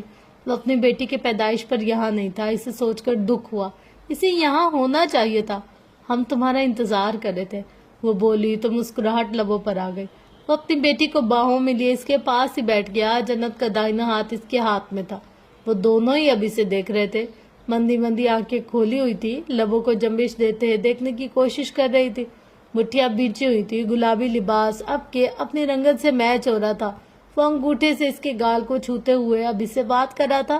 زین کا نام میں نے رکھا تھا، اس کا نام تم رکھو گے. وہ کندھے سے گال مس کیے بہت نرمی سے بولی. کیا رکھنا چاہیے؟ جو تم اپنی بیٹی کا رکھنا چاہتے تھے. آہستگی سے کہتے ہوئے اس نے فارس کے بازو پر اپنی گرفت مضبوط کر لی. میں اس کا نام جنہ رکھنا چاہتا تھا. لمحے بھر کے لیے جنت کمال کی دھڑکنیں تھم گئی. آنکھوں میں محبت کی نرمی لیے اس نے فارس کو دیکھا. وہ اس کا نام تھا. چھوٹا سا لفظ جو اس کی پہچان بنا تھا. وہ اسے کبھی بھی بھلا نہیں سکا. ماں اور بیٹی کا نام ایک. بالکل. کیا خیال ہے؟ فارس نے پوچھا تو وہ مسکرائے. مجھے زین کا نام پھر فارس رکھنا چاہیے تھا. وہ ہنس دیا. تو اب طے کرو. اس نے کپڑا ذرا سا نیچے کرتے اپنی بیٹی کی ناک کو چھوا. جنت، جنہ اور اس سے جڑا ایک اور نام جنان. وہ نام جنت کمال کو بہت پیارا لگا. جانان اقلیت؟ ہاں. اور اسی پیارے سی پری کا نام اس رات طے ہو گیا. سفر کی تھکان کے باوجود اس رات فارس وجدان رات گئے تک اپنی بیٹی کو گود میں لیے بیٹھا رہا. وہ اس کے وجود سے لگی تو زندگی کا احساس ہو رہا تھا اور وہ درد جو دل میں تھا اس کی چبھن ہلکی ہو رہی تھی. وجدان ہاؤس کے لان میں دھوپ اتری ہوئی تھی. خالی کینوس کے سامنے برش ہاتھ میں لیے جمیلہ داؤد وہیں بیٹھی نہیں. ریحان اپنی گیند سے کھیل رہا تھا. دوڑتے بھاگتے چیختے ہوئے. زین اس کا بھرپور ساتھ بھی دے رہا تھا. اوپری منزل کی دیوار کی کھڑکیوں سے باہر کا منظر دیکھتے ہوئے جنت نے کاغذات سے بھرا ہوا اسری یسرا کا فولڈر دراز میں رکھ دیا. صرف ایک صفحہ تھا جو اس کے ہاتھ میں رہ گیا. تلاش کا سفر مکمل ہو گیا. جس جواب کی تلاش تھی وہ اسے مل چکا تھا. اس نے بیبی کاٹ پر جھک کر اپنی ننھی سی گڑیا کو باہوں میں اٹھا لیا.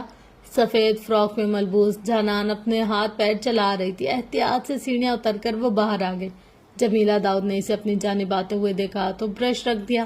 لان چیئر پر ان کے پاس بیٹھتے ہوئے اس نے جانان کو پکارا تو مسکرائی. ریحان بھاگا چلا آیا. ان کی بہنیں ابھی جاگی تھی تو جنت کے گھٹنوں پر ہاتھ رکھے اوپر کھو کر اس کے گال پر پیار کیا. زین کو فی الحال بوسہ لینا نہیں آتا تھا، سو اس نے بھی اپنے بھائی کی دیکھا دیکھی اپنے لب جانان کے گلابی گالوں پر رکھ دی۔ مسز شیرازی ہنس پڑی۔ جنت نے اسری یسریٰ کا کاغذ ان کے سامنے رکھ دیا۔ مجھے لگتا ہے شاید میں کسی حد تک جواب پر پہنچ چکی ہوں، اس نے کہا تو مسز شیرازی کی آنکھوں میں اشتیاق کی ایک لہر ابھری۔ مسکراتے ہوئے انہوں نے ایک نظر صفحات پر ڈالی۔ میں تم سے سننا چاہتی ہوں۔ ایک بار پہلے انہوں نے اس کا ریسرچ ورک پڑھا تھا، اس کی غیر موجودگی میں پڑھا تھا، اب وہ اس کا ہر جواب اسی سے ہی سننا چاہتی تھی۔ اس نے گہری سانس لے کر گال پر پھسلتی لٹ کو کان کے پیچھے کر دیا۔ دھوپ میں اس کی اجلی رنگت چمک رہی تھی۔ اس نے پہلا صفحہ کھول دیا۔ آیت ہے ان مع العسر یسرا، ان مع العسر یسرا۔ اس نے ایک لمحے کا توقف کیا۔ العسر اسم معرفہ ہے، یسرا اسم نکرہ ہے۔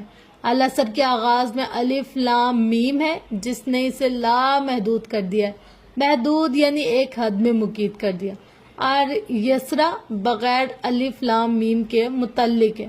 متعلق وہ الفاظ ہے جو ہر لحاظ سے غیر مقید، غیر مشروط، غیر متعین یا غیر محدود ہوتے ہیں۔ آسان لفظوں میں یوں کہنا مناسب رہے گا جو مکمل یا آزاد ہو۔ جمیلہ داؤد نے اس بات میں سر کو جنبش دی تو اس نے بات جاری رکھی۔ العسر معرفہ مقید ہے، مقید یعنی بندھا ہوا، ایک حد میں رکھا ہوا، اور یسرا متعلق ہے یعنی مکمل اور آزاد۔ لان کی سرسبز گھاس پر سے لہرا کر اڑتی ہوئی درختوں کی شاخوں سے گزر گئی۔ نیلی آسمان کی بلندی پر کہیں کہیں سفیدی پھیلنے لگی۔ آیت نے العسر کو الف لام میم سے خاص معرفہ کر دیا اور یسرا کو بغیر الف لام میم کے عام نکرہ کر دیا۔ اس نے آہستگی سے صفحہ پلٹ دیا، لیکن یہاں العسر کے مقابلے میں یسرا یسر نہیں ہے، یسرا ہے۔ لفظ کے ساتھ الف یسرا کی تعظیم کے لیے یسرا اسم تکبیر ہے۔ اسم تکبیر نشاندہی کرتی ہے ہر اس شے کی جو عظیم ہے۔ اس کی آواز مضبوط اور لہجہ ٹھہرا ہوا تھا۔ وہ آنکھ میں چمک لیے بہت شوق اور ایکسائٹمنٹ کے ساتھ انہیں بتا رہی تھی، تو اس حساب سے آیت کا مطلب ہوا بے شک ہر مشکل کے ساتھ عظیم آسانی ہے۔ جمیلہ داؤد رشک بھری نگاہوں سے اسے دیکھ رہی تھی۔ جنت کمال اپنے سوال کی تہہ تک پہنچ گئی تھی۔ اس کا اپنے حالات کو سمجھ کر جواب اخذ کر لینا، ابتدا کو سمجھ لیا تھا، اس نے یسرا کو پا لیا تھا۔ ہر وہ تکلیف، اذیت، آزمائش یا ابتلا جسے ہم فیس کر رہے ہوتے ہیں یا جس میں ہم رو پڑتے ہیں، تڑپتے رہتے ہیں، گزر رہے ہوتے ہیں، اس کے ساتھ ہمارے لیے ایک بہت بڑی آسانی ہے۔ جو انعام یعنی ہمیں صلے کی صورت میں ملے گی وہ ہماری سوچ سے بڑھ کر ہوگا۔ جو عسر کی طرح صرف یسرا نہیں ہوگا، وہ یسرا ہوگا، یعنی وہ عظیم ہوگا۔ ریان کی گیند بہت دور جا گری۔ زین نے بھاگتے ہوئے پہلے پہنچنے کی کوشش کی۔ کیاری میں چند ایک پھولوں کی پنکھڑیاں ٹوٹ کر نیچے آ گری۔ ہوا نے رخ بدل لیا۔ آیت یا تو تاکید کے لیے دہرائی جاتی ہے یا تہدید کے لیے، یعنی خوف کے لیے یا پھر تعظیم کے لیے، یعنی اللہ کے اس کلام میں گہرائی یا عظمت بیان کرنے کے لیے۔ اور کیا آپ یقین کریں گے کہ اس ایک جیسی دہرائی جانے والی آیت میں مجھے ایک مکمل طور پر مختلف مطلب نظر آیا۔ اس نے ایک لمحے کا توقف کر کے ان کی آنکھوں میں ایک امید اور یقین سے دیکھا۔ جانان اب اس کی چوڑیوں پر ہاتھ رکھ رہی تھی۔ میں نے سیکھا ہے اسر کبھی بھی تنہا نہیں آتا، وہ آپ کی زندگی میں جب بھی جس صورت میں بھی آتا ہے یسرا کو ساتھ لے کر آتا ہے۔ یسرا یعنی ایک بہت بڑی آسانی۔ میں نے یہ بھی سیکھا ہے کہ چونکہ آپ اثر سے گزر رہے ہوتے ہیں اس لیے آپ اس سے واقف ہوتے ہیں، لیکن یسرا ایک ایسی چیز ہے جو نگاہوں سے اوجھل رہتی ہے۔ بعض اوقات ہم اسے سمجھ نہیں سکتے، پہچان نہیں پاتے، تبھی تو کہا گیا ہے ساتھ ہے، تاکہ ہم یقین قائم رکھیں کہ وہ ہے۔ میں نے اس آیت سے یہ بھی سیکھا ہے کہ یسرا دو طرح کے ہوتے ہیں۔ ایک یسرا تو وہ ہے جو آپ کو صبر کے بدلے، محنت کے بدلے مستقبل میں مل جاتا ہے، وہ محنت جس کا ذکر سورہ کی اگلی آیت میں بھی ہے۔ دوسرا یسرا وہ ہے جسے سخت مشکل حالات سے گزرتے آپ اسے پا چکے ہوتے ہیں اور اسے جی بھی رہے ہوتے ہیں اور آپ کو اس کا علم بھی نہیں ہوتا۔ وہ بہت گہرائی میں بات کر رہی تھی جو انہوں نے بھی نہ سوچا تھا۔ جنت کمال وہ سوچ رہی تھی۔ مثال کے طور پر ایک نوجوان ایک شہر سے دوسرے شہر جا رہا ہے، راستے میں گاڑی خراب ہو جاتی ہے۔ اب چونکہ آمد و رفت بھی کم ہے تو اسے کوئی سواری نہیں ملتی۔ وہ پریشان ہو جاتا ہے کیونکہ اسے جاب انٹرویو کے لیے مقررہ وقت پر پہنچنا تھا۔ وہ اداس ہو کر رونے لگتا ہے کہ اس لیے کہ بیمار ماں کو اکیلا گھر چھوڑ کر آیا ہے، اسے وہ نوکری بھی نہیں ہوگی۔ وہ رکا رہا، پھنسا رہا، روتا رہا، اس بات سے قطعی بے خبر کہ اگر وہ اسی سڑک پر گاڑی چلاتا رہتا تو آگے کسی ٹرک سے ٹکرا کر اس کی گاڑی تباہ ہو جاتی اور عین موقع پر دم توڑ دیتا۔ گاڑی خراب ہونا اسر ہے، جاب انٹرویو کا چھوٹ جانا بھی اسر ہے، مگر اس اسر کے بدلے جو یسریٰ اسے ملا کیا وہ عظیم نہیں ہے؟ اور جس کا اسے علم بھی نہیں۔ جمیلہ داؤد کی نگاہیں اس کے چہرے پر جمی رہ گئیں۔ ہر غم، ہر دکھ، ہر درد، ہر پریشانی اور مشکل کا تناسب یسریٰ کے ساتھ اسی طرح ہوتا ہے۔ یسریٰ ہمیشہ اثر سے بڑا ہوتا ہے۔ اس نے رک کر چند لفظوں کا توقف کیا۔ جمیلہ داؤد بے حد خاموشی اور سکون سے اسے سن رہی تھی۔ ان کے چہرے پر اطمینان نظر آ رہا تھا۔ ان کے زخم پھر سے مرہم لگ رہے تھے۔ میں نے 2 یسریٰ پر غور اس لیے بھی کیا کیونکہ آپ نے مجھے سورۃ طلاق کا حوالہ دیا۔ اسرا ایک جگہ ماں اور دوسری جگہ بعید کے ساتھ ہے۔ ایک اسر ایسا ہے جس کا یسریٰ اس کے ساتھ ہی ہوتا ہوا جڑا ہوا ہے اور دوسرا یسریٰ کی گھاٹی سے گزرنے کے بعد عطا کر دیا جاتا ہے۔ خالی کینوس پر کئی منظر ابھرنے لگے۔ ان کی نگاہیں اس کے چہرے پر جمی رہ گئیں۔ اور بے شک تمام علم اللہ کا ہی ہے اور اللہ ہی ہے جو بہتر جانتا ہے۔ بات ختم کر کے اب وہ اصلاح کے لیے منتظر سی انہیں دیکھنے لگی۔ اپنا نقطہ نظر اس نے واضح کر دیا تھا، اپنی تحقیق و محنت دکھا رہی تھی۔ ماشاء اللہ، ان کی آنکھیں نم تھی۔ محبت سے اس کی محنت اور لگن کو سراہا، دعا بھی دی۔ پھر انہوں نے صفحات اٹھا لیے، پلٹ کر دیکھنے لگی، پڑھنے لگی۔ اس نے رائٹنگ پین سے کئی نشان لگا رکھے تھے، کئی لفظوں کے ان گنت معنی کی لسٹ بنا رکھی تھی۔ صرف یسریٰ کو سمجھنے کے لیے اسے قرآن کی ان تمام آیات کو ڈھونڈنا پڑا جن میں اس لفظ کا استعمال ہوا تھا۔ اسے آیات کی زینت کو دیکھنا پڑا، نکرہ اور معرفہ کی پہچان دینی پڑی، سیاق و سباق پر غور کرنا پڑا۔ کئی جگہوں پر اسر لفظ الف کے ساتھ اسرا استعمال ہوا تھا اور کئی جگہوں پر یسریٰ صرف یسر۔ کیا تلاش کا یہ سفر یہیں ختم ہوا؟ نہیں۔ جانان نے اس کے بالوں میں ہاتھ الجھا لیا، چھڑاتے ہوئے انہیں دیکھا۔ ختم نہیں ہوا، اب اس پر مزید ریسرچ کروں گی میں، اپنی زندگی کے واقعات، حالات کے تناظر میں اسے مزید دیکھنے اور سمجھنے کی کوشش کروں گی۔ رک کر مسکرائی۔ اور میں تو یہ بھی سوچ رہی ہوں کہ سورۃ انشرح کا آغاز ایک سوال سے ہی کیوں کیا گیا؟ جمیلہ داؤد مسکرا کر رہ گئی۔ اب میں اس کا جواب ڈھونڈوں گی۔ مما، ریان بھاگا ہوا اس کے پاس آیا تھا۔ جمیلہ داؤد کی نگاہیں خالی کینوس پر ٹھہر گئیں۔ ذہن میں اب ایک نیا منظر تھا، ایک نیا مفہوم لیے ہوئے، نئے رنگوں میں گھرا ہوا، نئی امیدوں سے سجا ہوا۔ بے شک ہر مشکل کے ساتھ عظیم آسانی ہے۔ انہوں نے برش اٹھا لیا۔ بیرونی دروازے کھل گئے تھے، فارس کی گاڑی اندر داخل ہو رہی تھی۔ اپنی گیند کو چھوڑ چھاڑ کر ریان، زین اپنے پاپا کی طرف بھاگے، جنان کو سینے سے لگائے۔ جنت بھی اپنی جگہ سے اٹھ گئی۔ انہوں نے اپنے بیٹے کو دیکھا جس کے لبوں پر زندگی سے بھرپور مسکراہٹ تھی۔ سفید مخملی لباس میں ملبوس جنت کمال ہنستے ہوئے کچھ کہہ رہی تھی۔ فارس نے جانان کو اٹھا لیا جو باپ کو دیکھتے ہی جنت کی گرفت سے نکلنے کی کوشش کر رہی تھی۔ پاپا! وہ پیاری سی آواز ریان شیرازی کی تھی۔ اس کے سیاہ بال پیشانی پر بکھرے جا رہے تھے۔ وہ ایک لمحے میں اپنے پاپا کو صبح سے اب تک کی تمام باتیں بتا دینا چاہتا تھا۔ اس کا چہرہ کھلا ہوا تھا، اس کی آنکھیں روشن ہو رہی تھی۔ انہوں نے نم آنکھوں سے زندگی سے بھرپور اس منظر کو دیکھا، ان کڑی آزمائشوں کو سوچا، مشکلات سے گھرے وقتوں کو کھوجا۔ وہ آنسوؤں سے بھرے لہجے، وہ دعاؤں سے گھرے ہوئے سجدے اور تڑپ لیے ہوئے ندائیں۔ اور یسریٰ تو ایسے ہی ہے جیسے ایک تنگ و تاریک سرنگ کے آخری پر پھیلا ہوا وسیع و عریض سبزہ زار۔ سورج آسمان پر تھا اور کرنیں زمین پر۔ یسریٰ ایسے ہے جیسے ایک چھوٹے سے سوتے سے پھوٹتا ہوا پانی کا چشمہ۔ انہوں نے کلر پیلیٹ ہاتھ میں لیے، برش اٹھا لیا۔ اسر مرض ہے تو یسریٰ ایک عظیم شفا، اسر زخم ہے تو یسریٰ ایک عظیم مرہم، اسر صبر ہے تو یسریٰ ایک عظیم عجب، اسر آنسو ہے تو یسریٰ عظیم فرح، اسر محرومی ہے تو یسریٰ اللہ کی عظیم عطا۔ سفید کینوس پر رنگ بکھرنے لگے، ایک نیا منظر تخلیق کے مراحل سے گزرنے لگا۔ وہ آغاز تھا جسے وہ دیکھ رہی تھی، وہ ابتدا تھی جسے وہ سن رہی تھی۔ نام اللہ کا تھا، صرف اللہ ہی کا تھا، وہی محب، وہی خالق، وہی رازق، وہی مالک، جس نے احاطہ کر رکھا ہے اپنی مخلوق کا، ان کی دعاؤں اور اعمال کا، ان کے یقین اور ایمان کا۔ بے شک ہر مشکل کے ساتھ عظیم آسانی ہے۔ ہوائیں تیز چلنے لگی، آسمان پر بادل پھیل رہے تھے، دھرتی پر عمل تاز کے درختوں سے سنہری بارش ہونے لگی تھی۔ صفحے پلٹ دیے گئے اور قلم اٹھا لیا گیا، ایک نئی حکایت کے لیے جو وقت کے کسی اور دائرے پر ابھرنے والی تھی۔ تو فائنلی جناب ہمارا یہ ناول آج ہو گیا ہے کمپلیٹ۔ اور بہت ہی خوبصورت سا ناول تھا، تحریر بھی بہت اچھی، اور واقعی میں کتاب ہمیں بہت بدلتی ہے. اگر آپ پڑھ نہیں سکتے تو آپ سن لیا کریں، دن میں ایک صفحہ بھی سن لیں، آپ 10 سے 15 منٹ بھی سن لیں، یقین کریں وہ آپ کی زندگی میں تبدیلی ضرور لائے گی.